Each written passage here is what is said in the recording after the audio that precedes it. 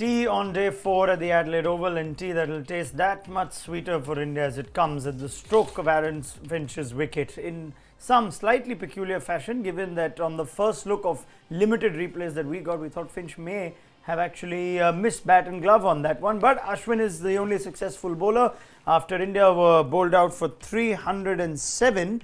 Might be a little disappointed by that, given they went to lunch at 260 for 5, losing their last 5 wickets for 47 runs. But it still sets Australia a daunting 3-2-3 to win, of which they are 295 behind. Brad Hodge, VVS Lakshman and Ajit Agarkar with me. I don't know if Hodge, you managed to get a couple of more replays than we have. That looked pretty strange. Aaron Finch walking off when it looked like, at least from the first instance, they might have missed that one.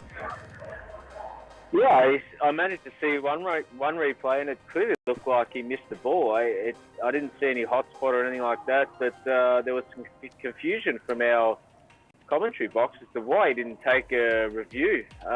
Given the fact that as a batsman, you surely know whether you've hit it or hit your glove. You can certainly feel it. It's a strange one to me, and why you'd even ask your opinion of your batsman at the other end, you just call for it straight away.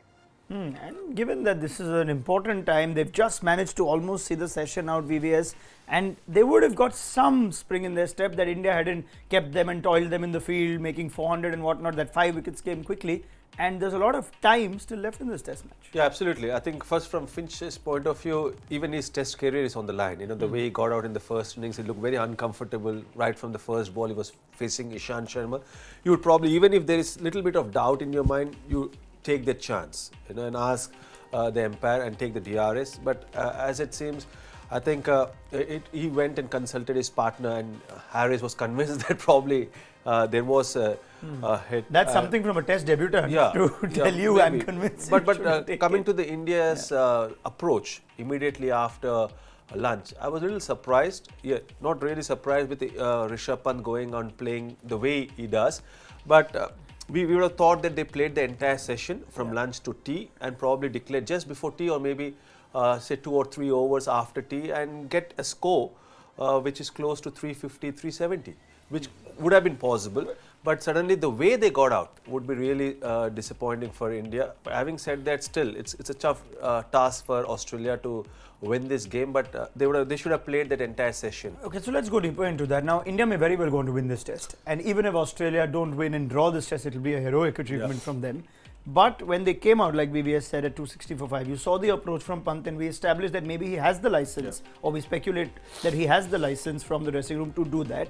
Should there still be some method to the madness? Yeah, I mean, you can't hit every ball for a 6, or try to hit every ball for a 6. It's, I mean, Nathan Lyon probably, you know, thought that he'll spin a few from the stumps. That first over that he bowled where he got whacked, still took his chances, Pant, but at least connected.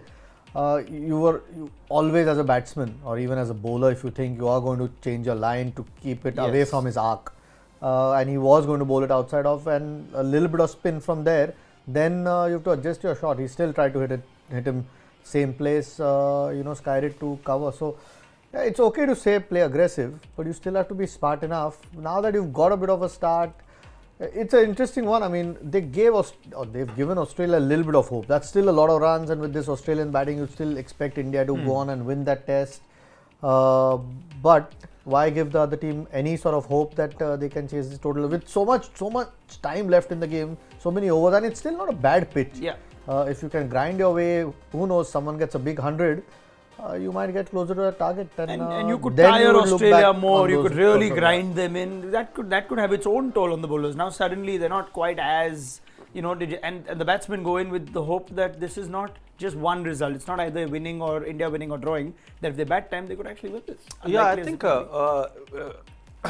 if India would have batted the entire session and got to 350, 375, then there would be only one result, which would be India winning the match.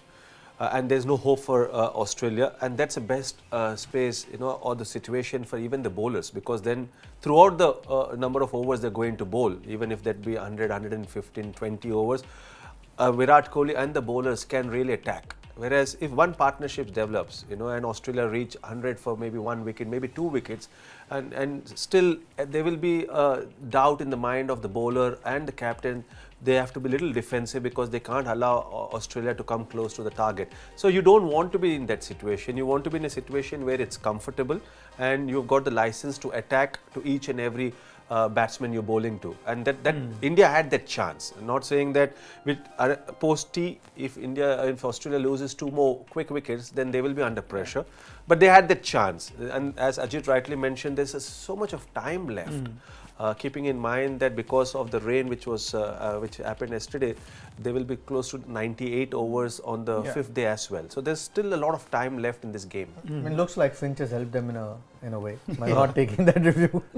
Well, the other thing that we need to keep in mind here is that they were so flat in the first session that they would have thought Australia that India would have done them this huge favour by losing 5 wickets quickly. Some fan questions coming in too, and I'm going to get Brad Hodge on a couple of things. We've also dug out some interesting data from this ground. Should India have opened the bowling with Ishant and Shami and have Bumrah first change? Ishant and Shami pitch the ball fuller naturally and would make more use of the swing that the new ball offers. Ajit?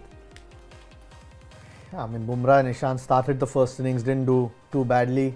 Yeah, there is a thought that Bumrah usually comes first change.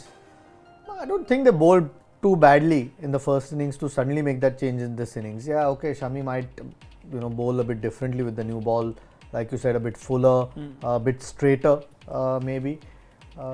Maybe going forward, that's something for Virat Kohli to think about if there aren't too many wickets taken with the new ball. But at the moment, I think in one innings to make too many changes, not a big deal. Not a big fan of it. Okay, 1 over only for Mohammad Shami in that session was the 4th bowler used. Now, Haji, I don't know what you'd make of it whether you thought India would really look to grind Australia in this session, keep them longer. Did you feel like they came out trying to push for too many too quickly? Even Rahane, who batted so well, getting out to a reverse sweep of line. Were they guilty of trying too hard too soon?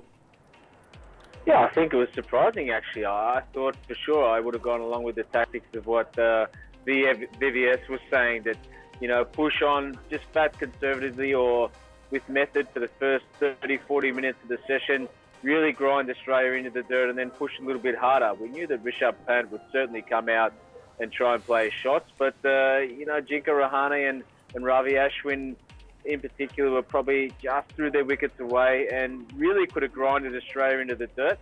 Being this the first match of the series, if there can only be one winner, then that would have been a good position to put India in.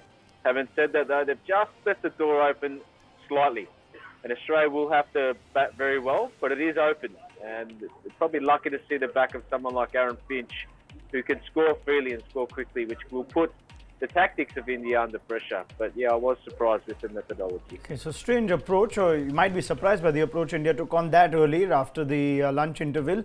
Now, if you think 3-2-3 is still a lot of runs, yes it is, but just dig out a little recent data for you, especially at the Adelaide Oval, and we've actually picked out a Shield game in recent times where a significant score was chased down.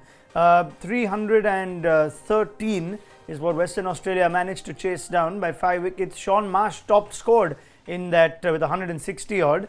So you can just see this is as recent as November last year. We also know in October, Haji, there was a heroic effort by this very group of players to save the Abu Dhabi test when they had, or the Dubai test, when they had 140 overs to bat against Yasir Shah. We know how good he is in the UAE, and it was this bunch led by Khwaja and Tim Paine that managed to do that. So there is belief in this side that this isn't as far-fetched as it might be.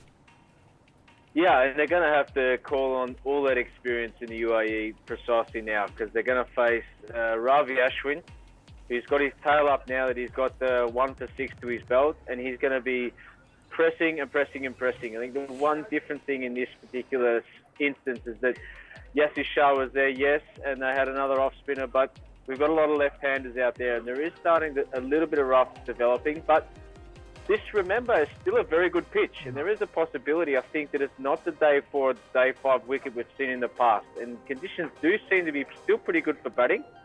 And if we see just 1 or 2 good partnerships from the Australians, then we might see some nervous energy from Captain Virat Kohli. I'd love for it to get there. Yes. Justin Langer mentioned it, isn't it? The drop-in wickets seem to hold a lot better, even on the 5th day. So far, it looks to be the case. I mean, they still have to bat well. We haven't seen that in the first innings from the Australians, but at least the conditions are not as bad as they can be on a fourth and a fifth day pitch. That point Haji makes of the rough for the left-hander not quite as daunting as the rough for the right-hander. So it's a little harder for the right-hand bat. We've seen Aaron Finch just get out. The left-handers, which there are plenty now for Australia, might find it a little bit easier. You would think so. I mean, Harris seemed quite comfortable against Ashwin. Maybe Ashwin probably pitched a few short, which gave him time to go on the back foot. But we'll have to wait and see. I think it's early days in this innings. Under pressure, you suddenly seem to find the ball turning a lot more than it is. What will be important from India's point of view is then not panicking. Yeah. And they're still in control very much. They have to show the same discipline they showed in the first innings as a bowling group.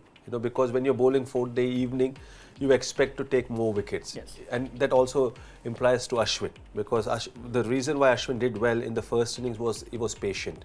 And the same kind of discipline, it's very important to have that even in the session after tea and even tomorrow. Because if you're looking to take wickets just because there is help and because Nathan Lyon was so impressive for Australia, then in the bargain you can give runs, which we don't want. So I think the Indian team should be very disciplined, should be patient, bowl the same disciplined lines and lengths, and force Australia to make mistake. And that's the right game plan and the attitude and approach Indian should show. Now we've made